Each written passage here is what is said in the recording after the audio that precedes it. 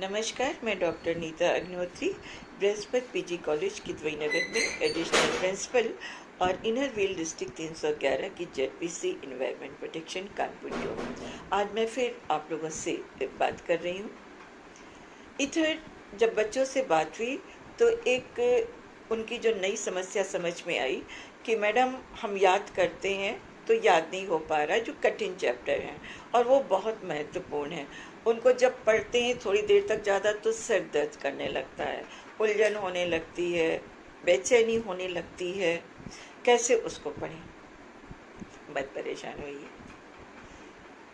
आपने पढ़ा है, आप उसको रिवाइज कर रहे हो। और एक शायद ये दबाव है कि ये महत्वपूर्ण चैप्टर है, जैसे कि आप लोगों से बात करके लगा, कुछ बच्चों से जब बात करी। तो कोई भी विषय हो बेटा, उस विषय के जितने भी चैप्टर्स हैं वो सभी महत्वपूर्ण होते हैं और सभी को आप लोगों को पढ़ना है। रही बात कि कठिन है तो इसलिए वो समझ में नहीं आ रहा है, हो सकता है कि वो आपको कठिन लगे, कुछ तो उसका सरल होगा। जो सरल हो, जैसे अर्थ, परिभाषा, कुछ बिंदु होंगे जो आसान होंगे, तो उनको समझने की कोशिश करिए। अब ये बात है कि साइंस साइड में कुछ और विषय जैसे होते हैं कि फिजिक्स है, केमिस्ट्री है, मैथ है, उसमें क्या चीज़ है, जब वो विषय अगर हमें पता चले तब हम बता सकते हैं कि कैसे क्या करना है। लेकिन कोई भी विषय, एक बात तो ये कि उसको टुकड़ों टुकड़ों में, इकाई के रूप में, यूनिट के रूप में उसको आप अध्ययन करेंगे, समझेंगे, तो निस्संदेह आपको फायदा होगा। कोई भी विषय अगर एक साथ आप नहीं पढ़ पा रहे हैं, चैप्टर नहीं पढ़ पा रहे हैं, तो उसको यूनिट में बांट दीजिए और उस यूनिट को पढ़िए। यूनिट जब आपको समझ में आ जाए तो उसके आगे वाली यूनिट करिए, और एक चैप्टर में आप 2, 3, 4 वो आप अपने हिसाब से यूनिट बना सकते हैं। और जब भी सर दर्द करने लगे तो उस समय पर तो बिल्कुल मत पढ़िए, क्योंकि आप सर दर्द में पढ़ेंगे भी तो भी वो आपको समझ में नहीं आएगा, और ये और रहेगा कि मैंने इतना समय पढ़ा लेकिन मुझे समझ में नहीं आया, तो वो बेचैनी होगी। उससे हटने के लिए बेहतर ये है कि आप थोड़े देर आराम करिए, दिमाग को आराम दीजिए, आंखें बंद करिए, और उसके बाद में जो आपने पढ़ा है थोड़ी देर के बाद में उसको सोचिए कि आप क्या पढ़ चुके हो। जब यूनिट करके आप पढ़ेंगे कठिन चैप्टर को तो आपको आसान होगा। ये एक तरीका है कठिन चैप्टर्स को पढ़ने का। उसके साथ साथ एक काम आप लोगों को और करना है कि लिखने का अभ्यास आप लोगों को बराबर बनाए रखना है। मेरी जितनी इधर बच्चों से बात हुई है, अपने कॉलेज के भी स्टूडेंट से बात हुई, तो सुनती यही रही हूँ कि पढ़ रहे हैं, याद कर रहे हैं, नोट्स देख रहे हैं। बहुत कम लोगों से ऐसा हुआ कि जो कह रहे हैं कि हम क्वेश्चंस लिख रहे हैं। तो अगर आप लिखोगे नहीं तो लिखने का अभ्यास भी आपका कम हो जाएगा। जैसे जब आप एक्सरसाइज करते हैं, डांस की प्रैक्टिस करते हैं, अगर आप छोड़ देते हैं, 1-1.5 महीना छोड़ दीजिए, 2 महीने बाद आप करिए, आपको थकान होगी। वही हाल लिखने का भी है। तो लिखना आपको जरूर है। हो सकता है कि 1-2 लोग अपवाद हो जिनको कोई फर्क नहीं पड़ता हो, लेकिन हाँ, एक आम इंसान के रूप में, एक आम व्यक्ति के रूप में ज़रूरी कि अभ्यास हर एक का ज़रूरी। तो 2 से 3 पेज तो लिखिए। वो 2 से 3 पेज आप ऐसे भी लिख सकते हैं कि जो आपने पढ़ रखा है, जो आपको याद है, उसको एक कॉपी में उतारिए।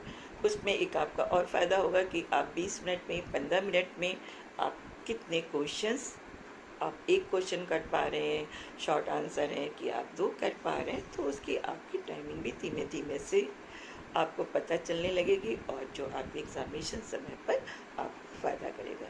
लेकिन लिखना ज़रूर है, क्योंकि आते ना, मैम मेरा पेपर छूट गया, मुझे आता था लेकिन लिख नहीं पाए, समय कम था। समय कम नहीं था, समय सभी के लिए 3 घंटे है।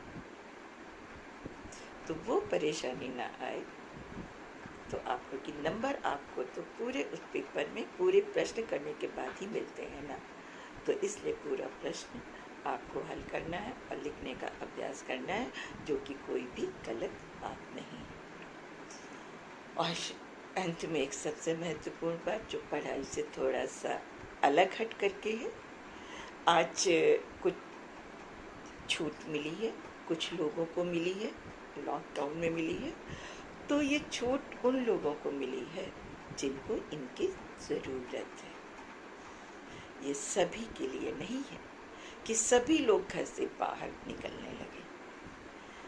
आप लोग भी इस बात का ध्यान रखिए और अपने आसपास के लोगों को, अपने परिवार को, लोगों को मोटिवेट करिए कि अगर ज़रूरी नहीं है तो घर से बाहर अभी भी नहीं निकले और घर के अंदर रहकर जो प्रिकॉशन है जो हमें करना है, चाहे वो हाथ धोना है, चाहे अगर खांसना है तो मुंह पर ऐसे हाथ रख करके खांसना है, या नैपकिन लिए रहना है, या हैंकी लिए रहना है, उसको कैसे साफ़ करना है, वो सारे नियम हम लोगों को करने ही करने हैं। बाहर तभी निकलिए जब ज़रूरी है और उस समय पे भी जो हमारे लिए प्रतिबंध हैं उनका हमें पालन करना है।